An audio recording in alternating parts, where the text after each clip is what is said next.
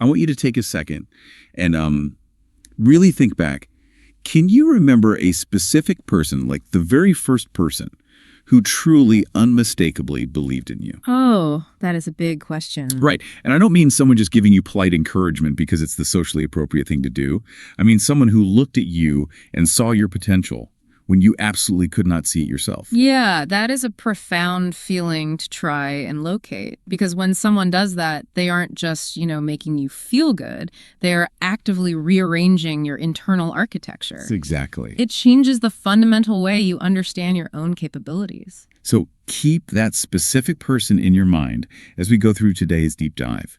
Because our mission today is to explore this really profound story, sourced from our notes, about the actual mechanics of identity. Like, how was an identity built? How was it crushed? And, well, most importantly, what happens when one person refuses to read the label society has slapped on you and instead actually reads you? Yes. So to set the scene, I want you to imagine the Scottish Highlands in the 1950s and 1960s. We're talking about a landscape of dark lochs and heavy heather. The kind of place where the sky changes so fast it feels like the weather is having a violent argument with itself. Very dramatic. But then when the sun breaks through, the light does this long golden thing across the hills. It feels ancient. And nestled right in the middle of that dramatic landscape is a village called Strathmuir. Which is a very closed ecosystem. We're talking about a population of maybe 300 people, tops. Wow, yeah, tiny. Right. It's a community of farmers, fishermen, shopkeepers. It's a place defined by staggering natural beauty, but also great social smallness. And into this village, in 1955, a boy named Callum Mackay is born. He's the youngest of four. His mother is warm, but perpetually exhausted, just trying to keep the household running. Sure. And his father is this quiet, weathered sheep farmer who works from before dawn until well after dusk. There's not a lot of extra energy left for idle chat at the dinner table. No, I mean, it's a harsh, highly pragmatic environment. Physical survival and daily manual labor are the absolute priorities. Abstraction and daydreaming are luxuries they simply can't afford. Okay, let's unpack this because Callum's childhood quickly hits a wall. A beautiful setting doesn't guarantee a beautiful childhood, right? Especially when your community decides very early on exactly who you are. Which brings us to the danger of early labels. Right, because by the time Callum was 10 years old, the adults in Strathmuir had formed a silent, rock-solid consensus about him. And what's crucial to understand here is that Callum wasn't a troublemaker. He wasn't acting out. No, he wasn't throwing things or being cruel to the other children. His teachers described him with this incredibly telling phrase. They said he was, quote, difficult in the way of stillness. Difficult in the way of stillness. I mean, he just sat there and stared out the window. Precisely. He ignored the arithmetic lessons. He didn't finish his spelling worksheets. So the village made their collective ruling. Callum was not an academic boy. That was the label. Yeah, the expectation was set that he would just work his father's land, and to expect anything more from him would only lead to frustration. What's fascinating here is the social psychology of very small, closed communities. How so? Well, human brains rely on heuristics, mental shortcuts. In a small town, people need you to play a specific, predictable role to maintain the social order. It's like quick-drying cement. Small town opinions get poured around you when you're young, and before you even have a chance to figure out who you are, you're stuck in that mold. They just cast him as the slow farm boy. And this triggers a well-documented psychological phenomenon known as the golem effect. It's a negative self-fulfilling prophecy. The golem effect. Yes, when authorities like teachers or parents place low expectations on an individual, that individual's performance drops to meet those low expectations. The community stopped looking for Callum's intellect, so he instinctively stopped trying to display it. He just completely checked out. And, if you're a parent or a manager listening to this right now, think about that quick-drying cement. How quickly do we decide a kid is the athletic one or the difficult one? Or how quickly we label a new hire as not a strategic thinker. Exactly. We pour the cement, and then we wonder why they never grow past it. We trap them in our own lack of imagination. But then what happens when someone brand new walks into that rigid environment? Someone who flat out refuses to read the cement. Enter the disruptor. In the autumn of 1965, a new teacher arrives at the Strathmuir Village School. Her name is Miss Agnes Fraser. She's 31 years old, originally from Edinburgh, and the physical description of her is just fantastic. Short, dark hair, round glasses, wearing a wool coat that was slightly too large for her. She had the overall appearance of a very determined owl. I love that image. An owl walking into this remote rural schoolhouse. It's great. But what stands out immediately is her methodology. She specifically chose to teach in a remote place because she firmly believed that the children furthest from universities and cultural centers were the ones who most desperately needed teachers who took them seriously. She was on a mission. Oh, absolutely. She arrives on a Monday. By Wednesday, she had reviewed every single child's permanent file. But by Friday, she had formed her own completely independent opinions, which completely contradicted those files. She refused to let the paperwork dictate her reality. And she noticed Callum on the very first day, not because he was acting out, but because she saw what the other teachers had completely missed. Right. His body was at the desk, but his mind was outside. She noticed that his eyes were locked on the window, and behind them, something was moving, like something alive and quick. And that is the crucial difference between merely looking and actively seeing.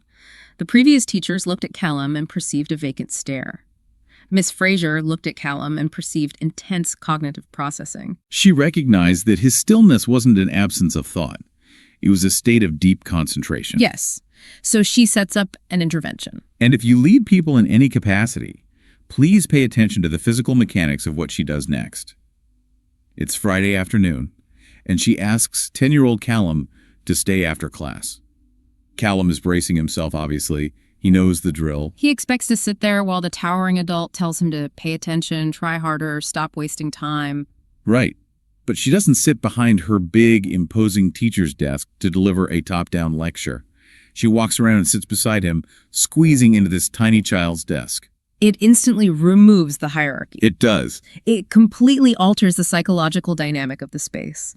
Sitting across a desk signals opposition and judgment. Sitting beside someone signals collaboration and shared perspective. She physically aligned herself with his point of view. And then she asks him a genuine question, not a rhetorical trap like, well, why aren't you paying attention? She says, what were you thinking about today?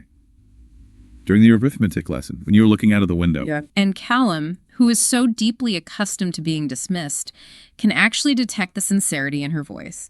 He realizes she genuinely wants the data. So this boy, who hasn't strung 12 consecutive words together in a classroom in 4 years, just opens the floodgates. He tells her he was tracking the river. He was watching the bend past the old mill, wondering where it goes. He tells her about the animal tracks in the mud on the bank. The observation skills are incredible. Oh, it's wild. He explains how the way the light hits the water reveals how deep it is. And this blew my mind. He tells her how the shadows from the East Ridge move across the valley floor at a specific time each day, essentially acting like a giant clock. Think about the cognitive load of what he is describing there. A 10-year-old intuitively grasping topography, hydrology, and solar tracking, all through silent observation. And Miss Fraser just listens. She doesn't interrupt him. She doesn't check her watch or, correct his grammar. When he finally finishes, slightly out of breath, she delivers the line that shifts the tectonic plates of this kid's life. She looks at him and says, Callum, you are a scientist? Such a surgical, precise choice of words. Now, wait, I have to push back here for a second. Because in today's culture, we see a ton of this. We see parents and teachers constantly hyping kids up like, oh, you're so smart, you're a genius. Was Miss Fraser just giving him a nice compliment to boost his self-esteem? That is a very common trap, yeah. But what Miss Fraser did was fundamentally different from empty praise. Empty praise, just telling a kid they are smart without tying it to a specific behavior, often breeds fragility or narcissism. Because if you're just inherently smart, what happens when you hit a wall? Exactly. When you finally encounter a problem you can't solve, you crumble. So what was she doing that was different? She was executing a psychological technique called cognitive reframing. She didn't just give him a gold star. She gave his specific, natural behavior a professional framework. By calling him a scientist, she validated that the way his mind worked wasn't a flaw to be corrected. It was a formal discipline. She took the exact trait he was being penalized for, obsessively staring out the window, and reframed it as an asset: observation. She gave his daydreaming a professional title. Exactly. And this triggers the inverse of the Gollum effect we discussed earlier. This triggers the Pygmalion effect. Right. The Pygmalion effect states that high expectations from a leader lead directly to improved performance in the follower. By naming him a scientist, she gave him a new identity to grow into. But a new title is really just a word, unless it actually changes your behavior, right? Like if you call me an astronaut today, I don't suddenly know how to fly a space shuttle. Very true. So how does this label translate into action for Callum? because he goes home, sits on his favorite hill, and just turns that phrase over in his head. You are a scientist. It cracks open this tiny window of possibility. And here is where we witness the mechanical shift in his behavior. Callum didn't suddenly fall in love with the standard curriculum. Long division didn't magically become thrilling for him. Right, he's still him. Yeah, but he realized that learning wasn't about sitting still and passively repeating facts to please an adult. Learning was the engine behind his own questions. If he wanted to figure out how the river worked, he needed to understand the underlying mechanics of that engine. Here's where it gets really interesting, though. Miss Fraser didn't just drop a profound quote, pat herself on the back and walk away. She did the heavy lifting of deliberate follow-through. Which is so rare. It is. She started bringing him specialized ecology and geology books all the way from Edinburgh during her holidays. When the class studied weather, she didn't hand him a standard fill-in-the-blank worksheet. She assigned him a daily weather journal. She provided the tangible tools required to build the identity she had proposed, which culminates in him standing at the front of the classroom presenting his environmental findings to the other students. Yes. For the very first time in his life, he is speaking with authority rather than hiding in embarrassment. And the other children start to see him completely differently. He's no longer the slow boy staring at the window. He's the boy who understood the valley. But there's a detail in this story that absolutely destroyed me, and it's the reaction of Callum's father. Ah, the stoic sheep farmer. Yes. So Miss Fraser visits the farm and tells the father directly that Callum is, quote, remarkable. At dinner that night, the father cuts a piece of bread, stares at his plate, and simply tells Callum what the teacher said. Okay. Callum is stunned. He asks, she said that. And the father just says, I. And he doesn't look away. You know, if we evaluate that interaction through the lens of modern expressive parenting, it might seem cold, but in the context of a man exhausted by manual labor who barely speaks at all, that single word is immense. It's deafening. In the dictionary of his father's silences, that lack of dismissal, that steady eye contact, it was incredibly loud. It was total support, just translated into a highly specific, unspoken language. It proves that belief doesn't always have to be effusive, emotional, or verbose to be effective. The father anchored the teacher's vision in reality for Callum. He permitted the new identity to exist in their home. So Miss Fraser stays at the school for 6 years. But then, as life does, circumstances change. She has to leave to care for her aging parents in Inverness. A huge loss for the village. Yeah. Callum is 16 now. Before she leaves, she gives him a thick, heavy book on freshwater ecology. And her inscription inside is just beautiful. It says, to Callum who understood rivers before he knew there was a word for it, keep asking, keep looking. The world needs people who pay attention. It's a literal passing of the torch. She's giving him the formal academic tools to continue the work they started together. But inspiration is powerful and easy when the mentor is standing right next to you, cheering you on. What happens when the mentor leaves and life gets hard? Because the next 3 years of Callum's life are incredibly bleak. Extremely tough. At 17, Callum has to drop out of school. His father's health takes a sharp decline, and there is absolutely no one else to work the farm. He has to step up. Yes, he spends 3 full years doing grueling manual labor. He is plunged right back into the exact life the village originally prescribed for him. It's the deep ache of a life that is temporarily living much smaller than it wants to. And this is where the story could easily end. The spark just gets smothered by duty, but he doesn't lose it. While he is stuck in this holding pattern, he keeps 4 volumes of his weather journals going. Wow. On Sunday mornings, his only time off, he walks the riverbanks. He collects water samples in small glass bottles, meticulously labels them, and stores them in a wooden box under his bed. That's dedication. Right. Nobody is grading him. Nobody is watching. There's no gold star. He's just doing what he's always done, paying attention. And this is a critical phase in developmental psychology known as identity consolidation. When Miss Fraser was there, you could argue he was just performing the role of a scientist to please a beloved teacher. Sure, playing the part. But out there on the farm, alone, with no external validation, that proves the identity wasn't borrowed anymore. It had been fully internalized. He wasn't acting like a scientist. He was a scientist. Yes. Finally, at age 20, his father recovers enough to scrape together the money to hire a farmhand. Callum gets his shot. He applies to an environmental science college in Inverness. And guess who provides the letter of recommendation? Miss Fraser. Miss Fraser, who had been quietly writing letters to him for 4 years while he was stuck on the farm. If we connect this to the bigger picture, it highlights how true mentorship isn't just a one-time motivational speech. It is a sustained commitment. She kept tossing him a lifeline while he was drowning in farm work. And when the acceptance letter arrives, the father's reaction is another classic moment of profound understatement. He comes inside, reads the letter over Callum's shoulder, nods once, and walks back outside. Again, the loudest possible endorsement he knew how to give. It was a complete blessing for his son's departure from the land. So Callum goes to college. And he struggles initially. He doesn't have the formal academic language, the structuring of essays, the rote memorization. Of course, he's been on a farm. But when it comes to the actual applied science, the measuring, the field data collection, intuitively understanding the ecosystem, he blows everyone away. He has 15 years of precise, obsessive, natural observation under his belt. He graduates in 1979. He had finally acquired the formal academic machinery to match his massive intuitive knowledge. So Callum has mastered the tools of science. Now, how does the boy who stared at the river out the window end up saving it?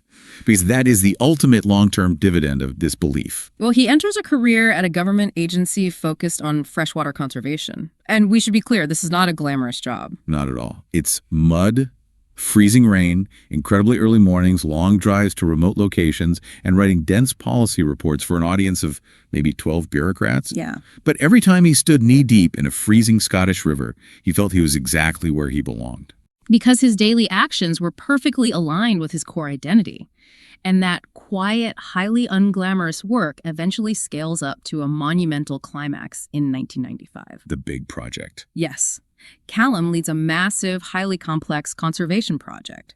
He successfully negotiates a deal to protect over 40 kilometers of Highland River habitat from devastating agricultural runoff. It takes years of painful navigation between stubborn landowners and slow-moving government officials. 40 kilometers. That is a massive, vital stretch of ecosystem permanently saved. And at the official ceremony celebrating this achievement, which was held in a small village hall very close to where he grew up, someone asks him the inevitable journalistic question.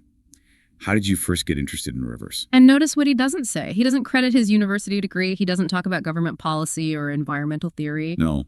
He talks about being an 8-year-old boy, wondering what was past the bend in the river near his village. And then he says, and a teacher who told me what I was. It's a stunning acknowledgement. 30 years later, the defining, crowning achievement of his professional life still traces directly back to that one specific conversation, sitting at a child's desk on a Friday afternoon. Fast forward a bit more to 2003. Callum is older now. He returns to Strathmere for his father's 80th birthday.